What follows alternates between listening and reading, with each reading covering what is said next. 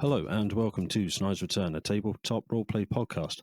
My guest today has stepped out of the shadow where she harbored her creative genius and shown herself to be a titan, a new giant of the community. She has taken on dangerous encounters with all manner of foe, worm and cryptids included, leveling up accordingly. But maybe it is us who should be afraid.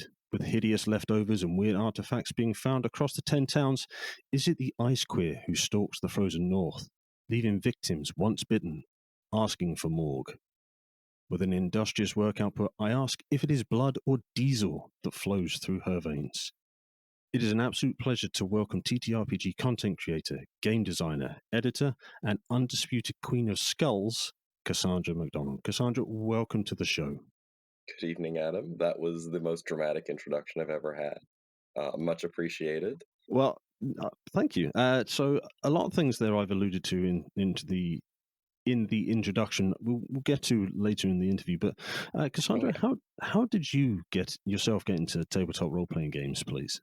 So I was inducted into the cult of RPGs at an age most people would consider too young. I think my dad was having friends over to play D&D when I was something like 6 or 7. And at the time he was like, no, we don't want this kid playing games. Like, these are games for adults, for big, strong adults. But by like the age of 8 or 9, I had finally worn him down.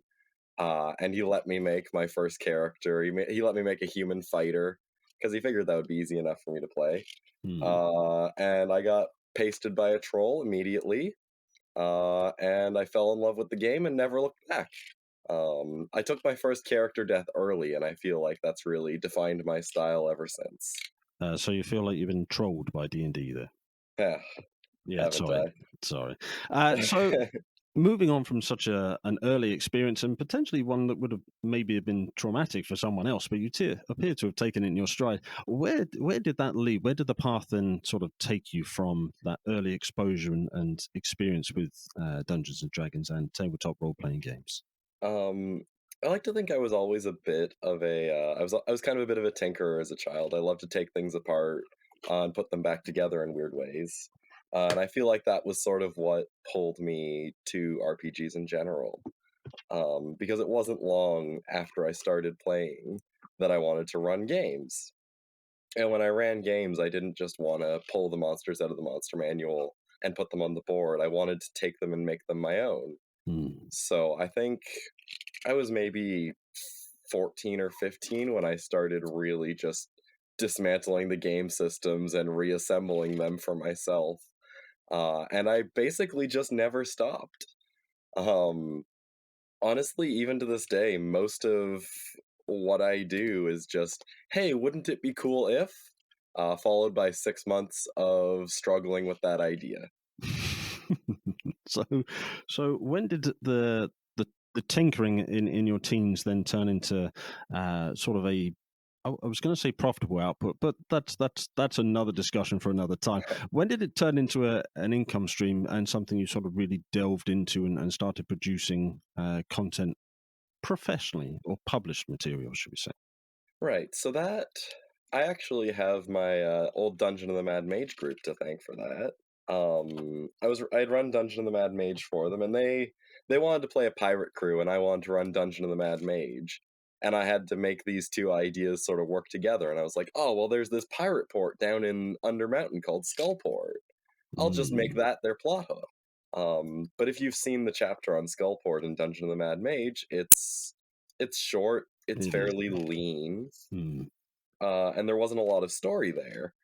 So I started digging. I got into the AD&D Skullport book and found all the cool stuff in there, and I pulled it forward, and I started looking through old Dragon magazines, articles, and everything like that. And I wrote them a whole campaign that culminated in a dramatic political scene in Skullport.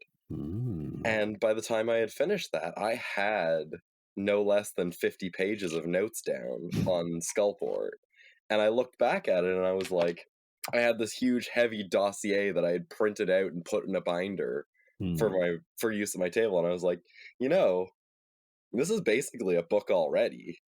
If I edit this, sort of like add some reader-facing content to it and put it in layout, this could actually be like a really neat little niche DM's Guild product. Like Mm. maybe a couple people will find it helpful. Like it might get a dozen or so sales.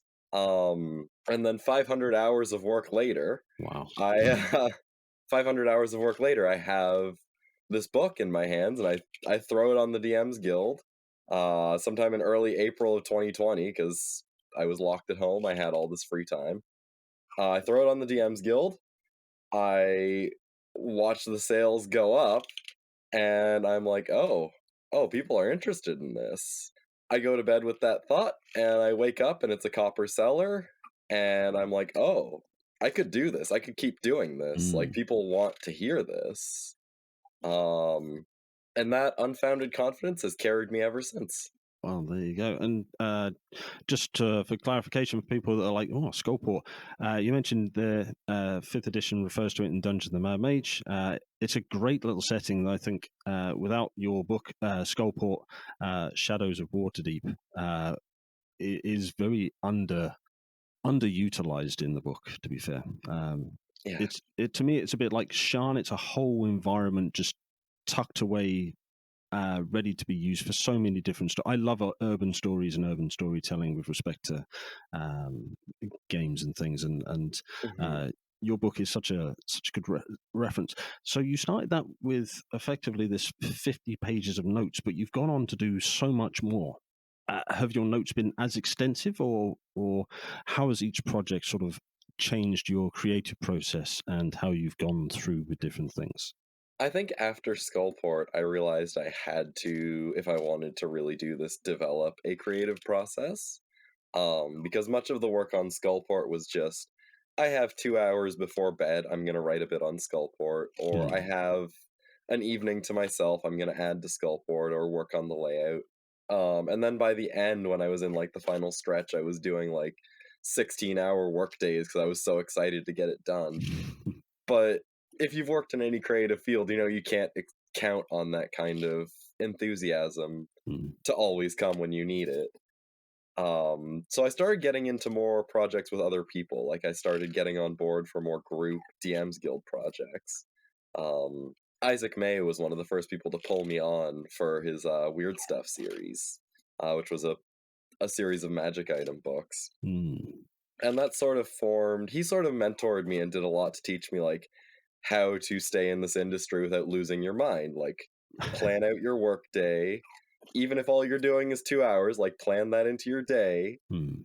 And then when you put it down, like don't answer work emails, just don't let this take over your life. Plan specific disciplined times to work on this. And it worked. I was Mm. able to slowly accumulate more of a background of work by doing a little bit on a whole bunch of projects. I don't generally take on solo projects as much anymore because I find I don't have the time or the obsessive energy I had when I was taking on Skullport, Mm. because that was easily a 500-hour project. Wow. Wow. Um, yeah, that was probably a good 6 months of my life.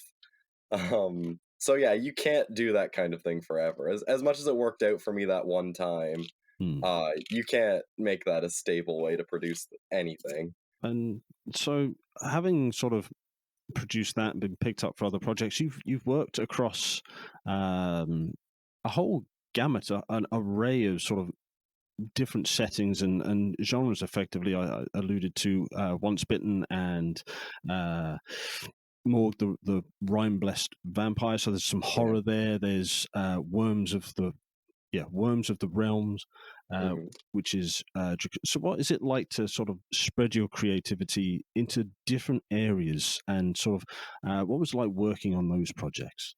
I find that I have the easiest time when I get to spread my creativity across, like, into different, very, very disparate projects. Hmm. I remember at one point I was working on Worms of the Realms, and I was writing dragons for Level Up, and I was writing dragons for another friend's project. So I was writing epic level dragons for 3 different projects, and it was just so mentally exhausting Mm. because I was like, "Oh, not more dragons." Um, so I was really at my best when I could jump between like at one point I was working on Diesel, and I was working on cryptids, and I was working on level up classes. So I could jump between let's write Mad Max, and then let's write an urban cryptid investigation story, and then let's write The Sorcerer. Mm. Um, so yeah, I found it really helped to be diversified in my projects. Um, they were all an absolute joy to work with, particularly Diesel. The team on Diesel was a star squad that just made magic, and I don't think I've ever been as satisfied with a team as the team I worked on Diesel with. Well, I picked up Diesel a little earlier today to have a good look through it, and I'd sort of noticed it before and not really really understood what I was looking at until I sort of took the time to read through it, and it's such an amazing system. But before I get into the game itself, which you were part of, was your transition from content creator to game designer, was that a intuitive process? Was that pretty smooth for you because of your tinkering before, or did you find it hard to adjust from tweaking a set style to now creating something new with a whole team? I would say the transition was very smooth because creating mechanics, designing games, and building systems was always the part of this that came easiest to me. Hmm. I often tell people, like, lots of people try to hire me on for adventure writing gigs because they've seen my work and they like it, and I have to tell them, like, I will do this, but I'm not an adventure writer. I'm a game designer. Like, I'm better on the crunchy mechanical side of things than on the narrative side. I can Okay. make the narrative side work, but if you really want to see me at my best, give me a system to design. So honestly, the transition to doing stuff like Diesel, like building systems from the ground up, was really easy. It was a very natural direction for me, and honestly, I wish I could do it more. Really? Well, for those who maybe haven't heard of Diesel before, so just before we were talking about a D20 system, would you mind sort of giving us a bit of an intro into, since as a game designer, you helped create and bring this game to life. Would you mind giving us an insight into what Diesel is and the basic mechanics behind the game as to why others like myself should go out and pick up a copy today? Yeah, totally. So Diesel is a cinematic narrative game about cybernetically enhanced cowboys battling mega corporations on the edge of the universe. And if that doesn't sell you, I don't know what will. um, the mechanics are all designed to be a very streamlined, uh, simple to learn system. I think the whole book, I think the whole book together comes up to about 50 pages. Yeah, 90 in total. As I say, I've got it Oh, open in wow. front of me, so I can. Yeah, Oh, I'm yeah. guessing some of that is front cover, back cover, and character sheets and things. But 90 pages in total. Yeah. So yeah, the whole thing's pretty small, and it's about half mechanics, half narrative, all things considered. Hmm. Um, um, the system is very much designed to provide a cinematic experience, so it's less concerned with the nitty gritty of the dice math and of getting specific stats out of your character. More about empowering the player and the GM to work together to create dramatic, narratively satisfying moments. And sometimes it's just about doing really cool things. There's not a lot that is much cooler than leaping off of a junk rider onto a tanker truck and setting it on fire. Um, it's just if you want to do sweet Mad Max stuff, modify Hmm. your body with bits of metal, and have a gun for an arm, it's the system for you. Yeah, it sounds sort of having a look at some of the artwork and stuff. It definitely sells on the Mad Max front. Brave Star, if you're familiar with the Marshall Brave Star cartoon and toy line, it definitely sings that to me. That's sort of cyberpunk style, um, Wild West, which is what the game portrays. And Mhm. the game itself uses a D6 dice pool system. Yeah. Do you find that that opens out a lot more freedom narratively and mechanically for GMs and players? Yes. So I actually the D6 dice pool system was something I was very fond of for a couple reasons. One, because a fistful of D6s is something that basically anyone can find around their house, so it lowers the barrier of entry to play.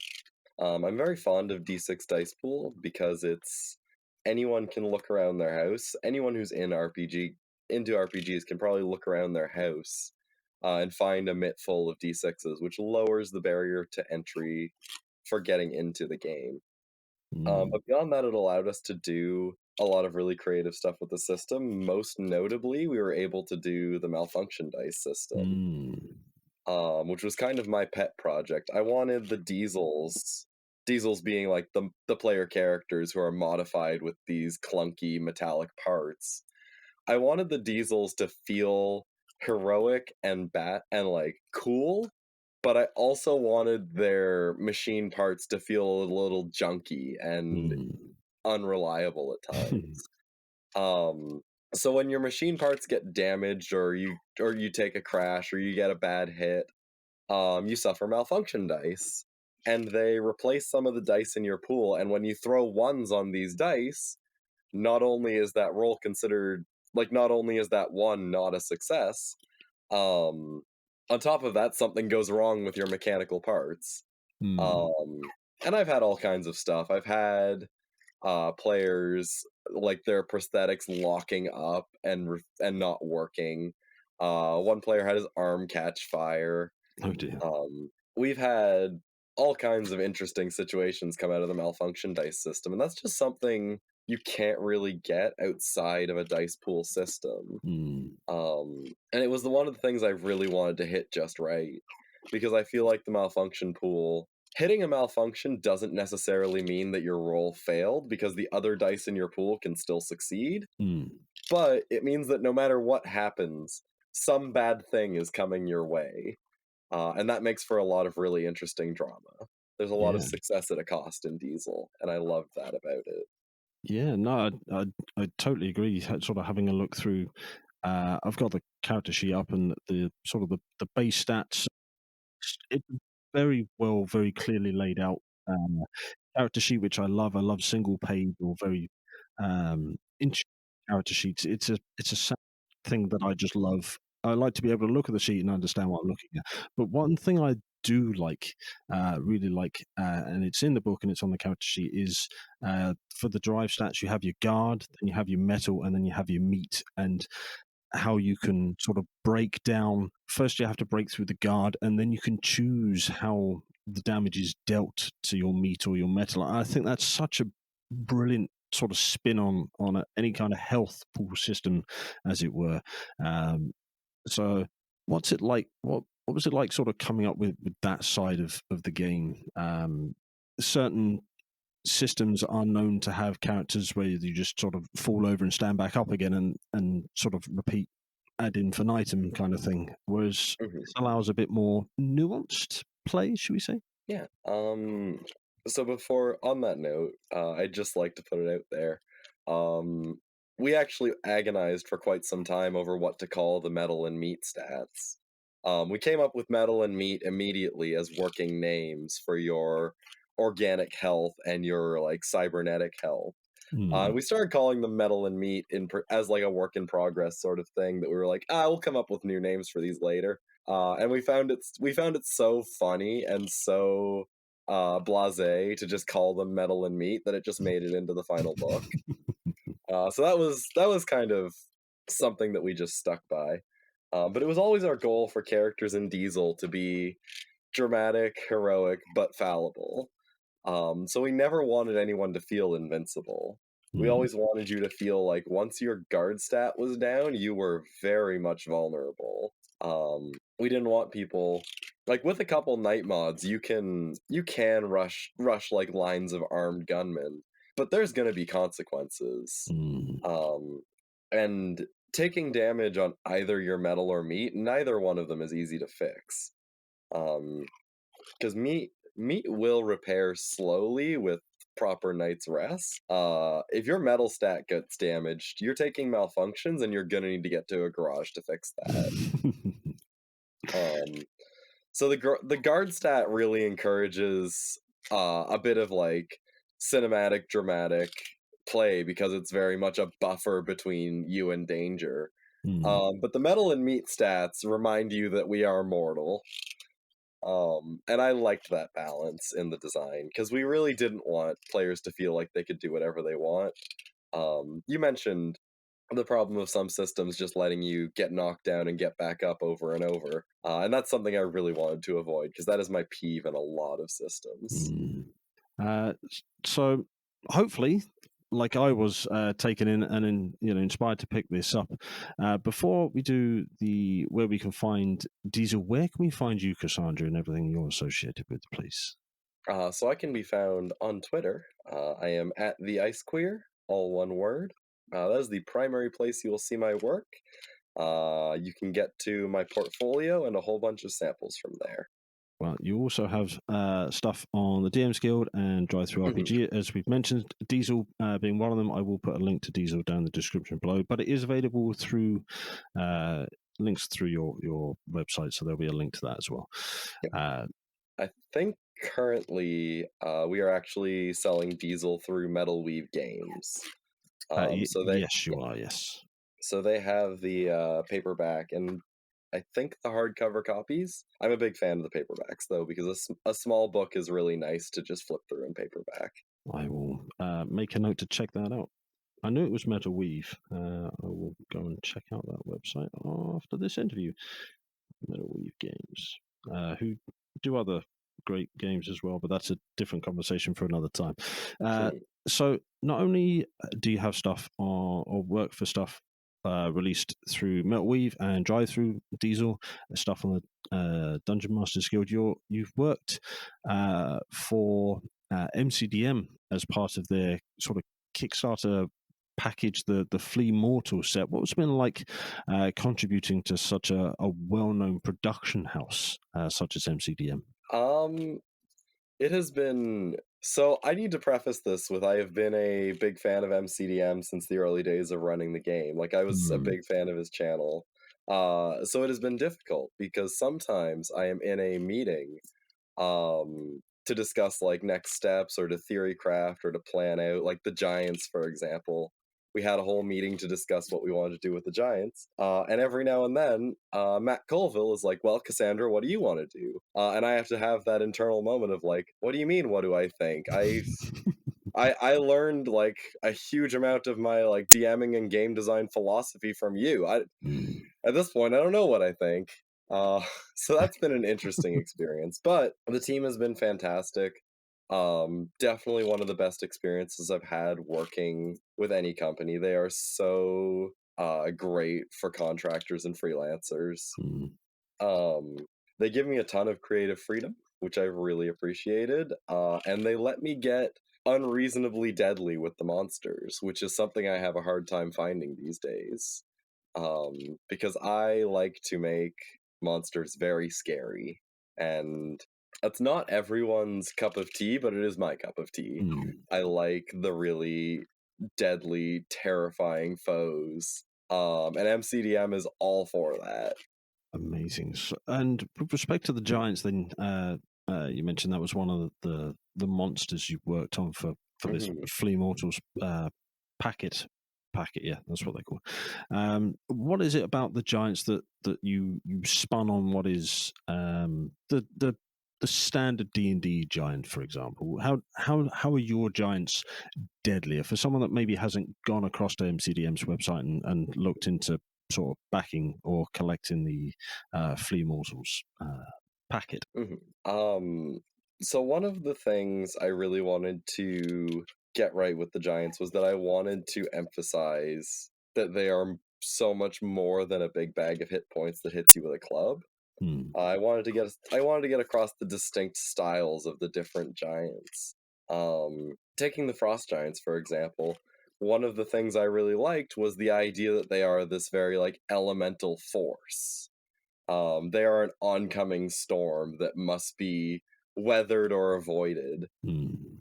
So I built this trait into them, literally called the oncoming storm, which is that they just have a constant light blizzard around them. And if you try to concentrate on spells while you're near them, your checks are all harder. I think you have to make the concentration check at the beginning of each of your turns if you're near them. Um, and a lot of the time I tried to move their damage out of just their main attack because with the base monster manual giants, their main attack hurts a lot, Mm. but it's also their only action. So I tried to move some of their damage away from their main attack and mix it into some reactions and some special abilities.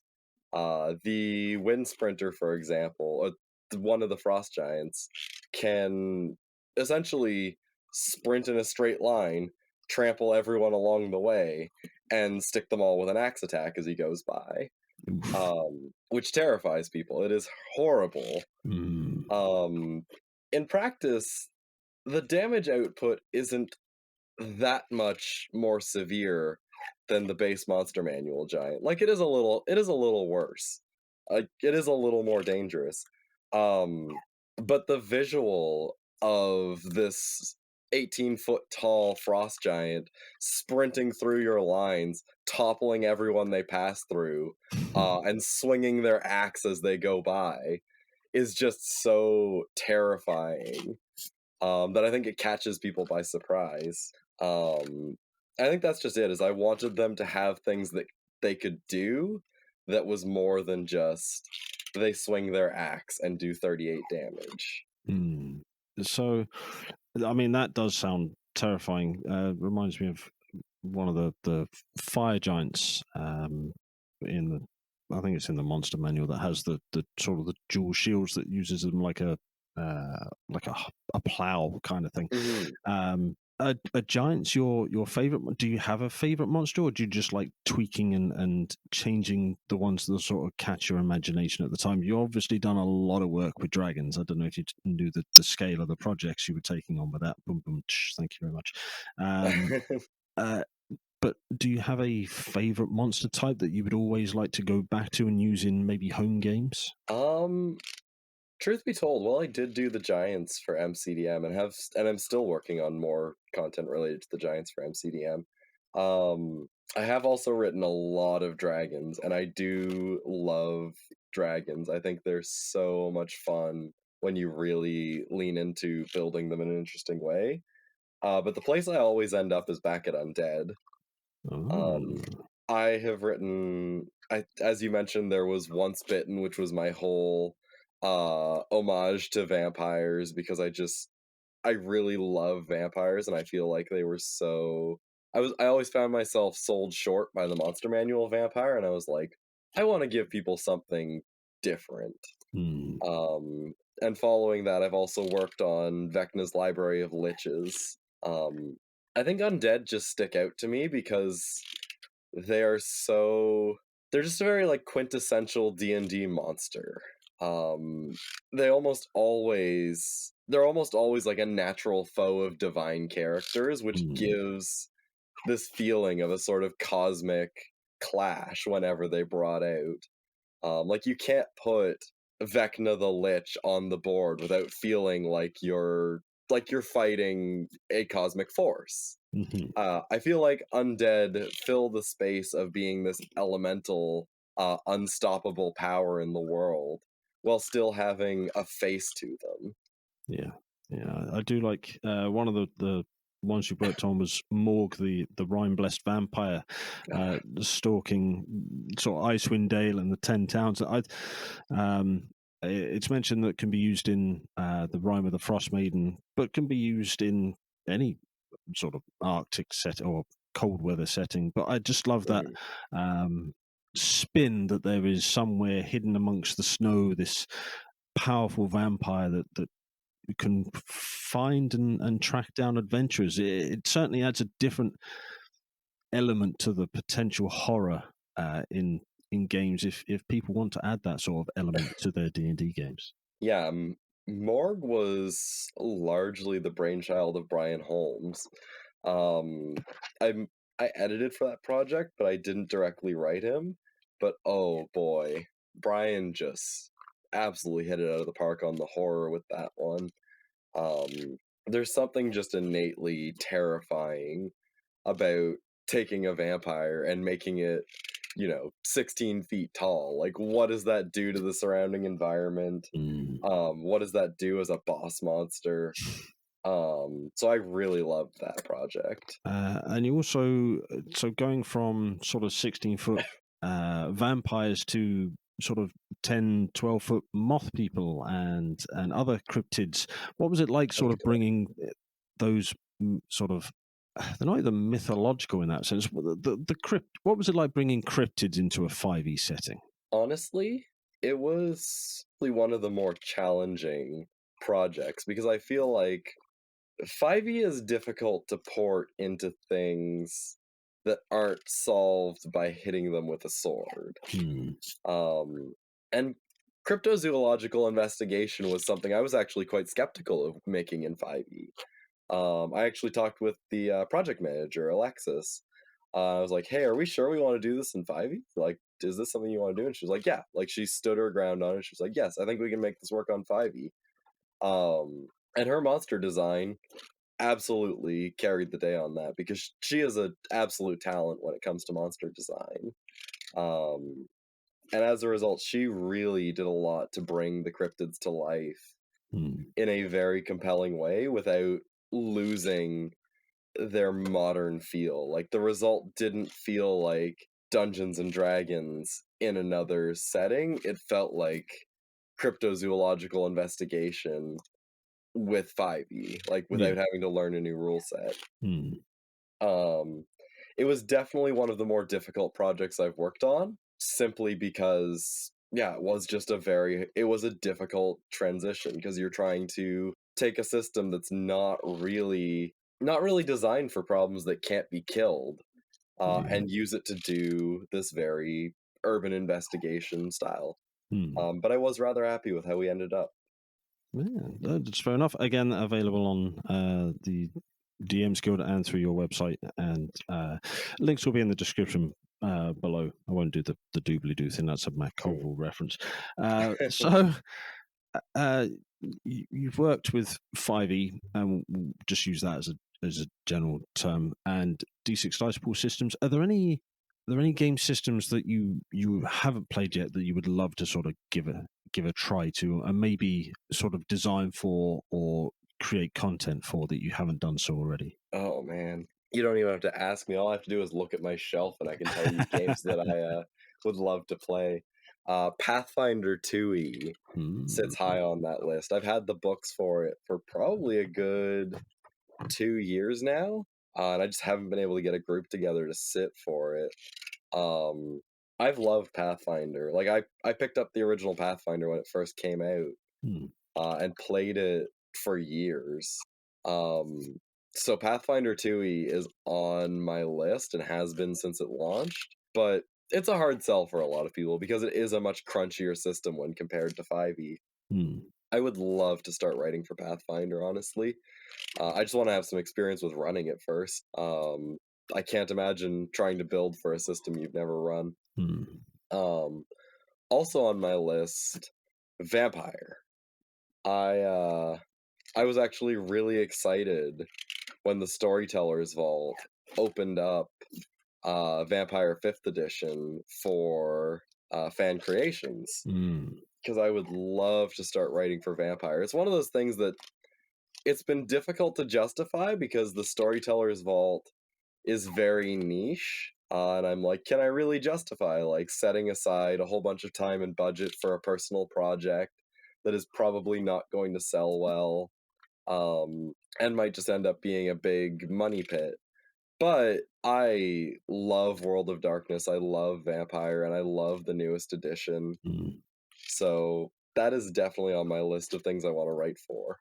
Amazing. Well, I hope, because I'm yet to storytell for it or play it myself, but I also have the books and have sort of fallen for the game in that respect.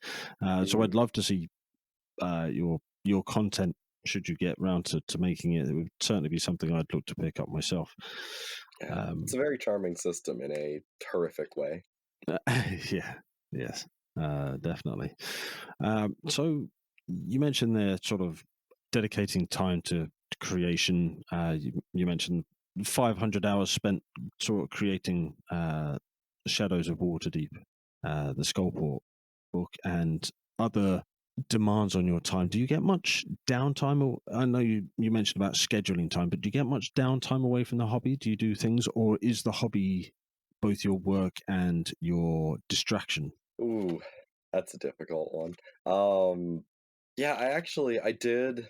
I had a problem with this when I first started making things. Like in my first year of making things for RPGs, because running D&D on the weekends was like my primary thing I did. Like that was my primary social time. Hmm. D&D and other games. I would run a game on Friday, go home, run a game on Saturday, go home, run a game on Sunday, go home, go to work. Like that was my whole weekend. I would just Hmm. run games all weekend. And when I started making RPGs on the side, I kind of lost that inclination. It became a lot harder because it was like I spend all week looking at RPG stuff and working on RPG stuff, and making this essentially like a part-time job. Well, when the weekend comes around, I am no longer like I no longer want to think about it. Hmm.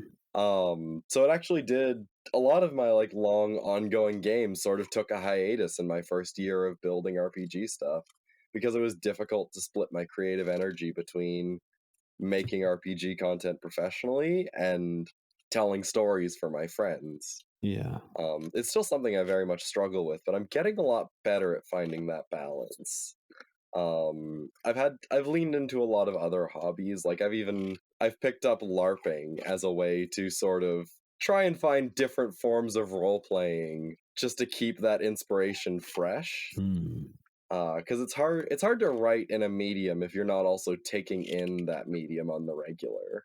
Hmm. Because you need to take in that creative energy just as much as you give it out. Yeah, of course. So with your sort of time being pulled in several different directions for both work, content creation, and just relaxing, are you working on anything that we can expect to see from you in the future? You mentioned still working on the some giant stuff with MCDM, but is there anything that you're specifically working on moving on from now at time of recording? Um, so in terms of my own projects, I've been on quite a few Kickstarters now, but I've never managed one myself, and that's something I'm really hoping to change in the coming year. Hmm. What I'm working on right now, I feel that a lot of people have sort of shied away from very high lethality, high difficulty RPGs. And for good reason. We build these characters and we write elaborate backstories, and we spend a lot of time and we invest a lot of effort into them. And I think very rightfully people don't want their characters to die. Um, I want to write a book aimed at 5e, with monsters, spells, traps, mechanics, all oriented around giving people an on ramp into more lethal play. Okay. Um, I think people underestimate just how dramatic it can be, and just how much fun you can have when not necessarily a horror feel is on the table, but when you do feel that your character is in danger. Hmm. I want to play with more permanent effects, more consequences in combat, without players feeling like they're being cheated or like they're being unfairly treated. I want Hmm. to build a supplement focused on brutal but fair. Working title is Rule of Death, but we'll see what happens when it comes. But I think a lot of people could have a lot of fun with high lethality play. Hmm. And I want to be an on ramp into that. I want to introduce people to how much fun it is when your character just sometimes gets absolutely gutted. No, I like the sound of it. So, barring this on ramp to um, mortality, I guess, or fatality. Can we expect to see more with the diesel engine or one of the other, say, Powered by the Apocalypse or Forged in the Dark? Would you look to use other systems for your creative outputs as well, or are you sort of more focused on the 5e side of things at the moment? I would love to do a fully original Forged in the Dark system. Actually, I actually flipped a coin for this. I decided to do Rule of Death first, but the other thing I am looking at as a potential future project is a Forged in the Dark project. I've always believed that Blades in the Dark would make a really great pirate game. Ah, nice. Working title on that one is Blades on the Deck, but I do not think that Evil Hat would let me call it that. But yeah, no, Blades in the Dark has a rather robust SRD, and I started workshopping with it quite a while back because I grabbed Blades in the Dark right off the Kickstarter and played Wow. it for a couple years with friends, and it's a beautiful system. Unbelievably well made. Like they hit it out of the park on that one. And I would love to work in Forged in the Dark. It's just also a little niche, and also an entire system book is probably a higher goal to reach for a first Kickstarter than a supplementary book. So I'd like to start with something a little bit smaller, but Yeah, of course, yeah. No, I'm excited to see what your working title becomes in the future. I'll definitely be keeping an eye out for that because you say the Forged in the Dark system, Blades in the Dark, is such a wonderful game. Have you played much of it yourself? I haven't had the chance to play much of it. I own it. I've read it front to back and inside and out, and looked at the different classes, the different playbooks, and as you mentioned before about Pathfinder, it's just finding people at the right time when the books are to hand and the dice are there, and just making it all come together. So it's certainly a game I'd love to run, or at least play at some stage, more than just sort of getting in behind it and reading through the mechanics and the lore of Duskfall. Yeah, no, it's always tricky to get a group together to play RPGs outside of D&D, but if you ever get a chance, absolutely a game I would recommend. Yeah, 100%. So we've spoken about different game systems, different projects you're working on. With respect to the wider TTRPG community and sort of making sure, we mentioned they're getting a group together. What's your view on the inclusivity of TTRPGs, where we are at the moment in the end of 2022? Do you think we've made progress? Is there still progress to be made? What are your feelings? That is a broad question. It is a broad question. I think that we are making a lot more progress than people often imagine. I believe that a lot of the best progress that's being made is happening outside Wizards of the Coast. And no shade on them. Like they're a huge company. Change takes time when you are that big. But we're seeing, even from a company like Paizo, and from smaller companies that are moving around, we're seeing some really big changes in terms of not only like how games are made and who they're being made for, but even who's being hired, who's being brought onto projects. We're seeing an influx of sensitivity reading. That was something we really had to lay thick on with Diesel, because not only were we working in the Western setting, which is historically rather racist, but we were working with Cyberpunk, which is historically rather ableist. So I think the push toward using sensitivity readers more proactively has been a really great move for the RPG industry in general, even if that push isn't necessarily reflected in the highest budget RPGs coming to the scene right now. And of course, this is all helped by the fact that the bar for entry for getting into RPGs is lower than it's ever been. Before, you had to basically be able to like lay out your entire RPG, print out a bunch of copies, get yourself a ticket to like Gen Con or Gary Con, get yourself a booth and start handing out copies of your RPG or selling copies of your RPG. It was an expensive, exhausting, and often heartbreaking process Mm, because then as ever, it was hard to introduce people to new RPGs. But at this point, it is easier than ever to make something that you are passionate about, put a price tag on it, and stick it on itch.io or DriveThruRPG, mm. and join the circle of indie RPG designers who are passing around the same $5. Yeah, fair. Well, And yeah, mhm. go on.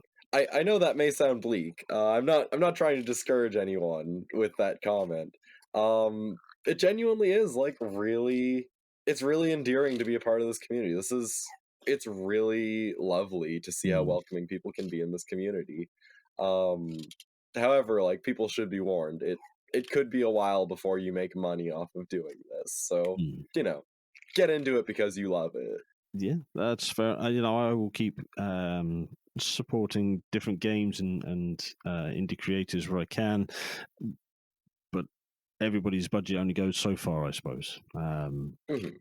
So, which is fair enough. But it's thanks to people like yourself that we have games like Diesel and so many other examples we've spoken about that aren't sort of the big high production, high level sort of games that we are potentially more familiar with. Yeah. So thank you, Cassandra. Basically, uh, so so we've spoken about how you got into tabletop role playing games. We've spoken about your creation process, downtime to a certain extent, different things you've worked on. Is there anything that we haven't spoken about in this interview that you would like to bring up at this point in time? Hmm. I've been doing hiring lately, for Baldwin Games Hmm. for the Dreams of the Red Wizards campaign. And let me tell you, I just want to, as a piece of advice, I just want to say, pull together a portfolio as soon as possible. Like if for people who want to get into this, I promise it is not that hard to. Oh, I'm trying to find a way to say this without sounding elitist. I I have had so many people come to me, just like really hopeful designers who really want to work in this industry, who just seem to like clam up when I ask for a portfolio. It doesn't have to be in depth. I will take a couple mechanics you've written, a couple magic items you did for D&D, a monster you homebrewed, like your campaign notes. Something is so much better than nothing. Hmm. And very often I am looking for any excuse to hire a person. Nice. So seriously, I want to emphasize how welcome people are in this space. Hmm. I want to see so many more people thrive in this space. Which is why I'm trying to find a way to say write a portfolio without it feeling like I'm gatekeeping because Yeah. I'm not. I really am trying my best to be like, no, like anyone can be here, but sometimes you need a little something to show just to get people on board. It's this sort of shoot your shot, but as back it up kind of thing. Exactly. Okay, we This can industry is certainly. smaller than people think. Yeah, we can. Yeah, happily support that message, and this is just one of the many mediums that we can share the community with each other and opportunities like the ones you presented there, Cassandra. So, absolutely, yeah. If there's an email address or if it's just through your contacts on Twitter, again, I'll put a link in the description below for those that yeah Yes. have something to prove and present it. I think Yes. is the message. And on that note, as I said, I am doing hiring for Baldwin Games for the Dreams of the Red Wizard series. If you want to write for Adventurers League, send me a message on Twitter. I can even give my email for you to put in the description. I am looking for anyone who wants to write for Adventurers League and has a bit of experience with adventure writing. If you can pull together a portfolio and pass it along to me, I will keep you in consideration. I really do want to hear from more people who are not the standbys of the industry. All right. Well, I will see what I've got put together in places. I'm working on many different fronts, as well as working. So, you may very well receive something from my good self. Absolutely. So, gotta go for it. So, Cassandra, we mentioned there about sort of getting in contact with you. Would you like to remind everybody where they can find you and everything you're associated with, please? Yes, primarily if you want to reach out to me or see anything that I've made, or challenge me to Pistols at Dawn. I don't know what you prefer.